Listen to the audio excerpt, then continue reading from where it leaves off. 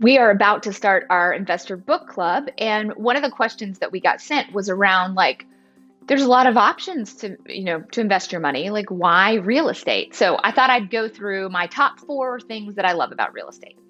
Number one, I love that you're buying an asset that appreciates over time.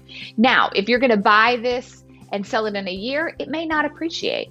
It might. I mean, this year we saw $20,000 increase in the Nashville market in housing prices, but that's not always the case. When I got into real estate in 2009, prices were going down. But over time, when you back up from the housing market, it is always increasing. So you have an asset that's going to appreciate. It's also, if you buy it right and leverage it right, then you're going to create cash flow. So number one, it's an appreciating asset. Number two is kind of tied, a few of them are actually tied up in that. Number one, you can leverage it. If you want to get a loan, which I'm super conservative, we bought our first investment property cash. However, if you want to get a loan, you can get a loan for less than 3% right now.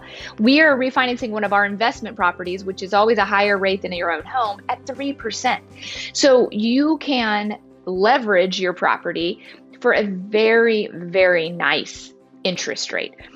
And when you have it leveraged, if you bought it right, it also is creating cash flow for you. So every month somebody's paying rent to you.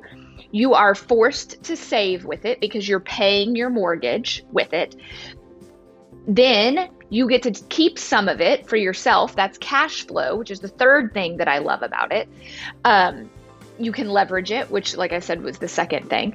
And then the fourth thing is, you know, that forced savings, like you're paying down the mortgage. That's not your money. That's not your money that's paying down the mortgage. Somebody else is paying down your property for you.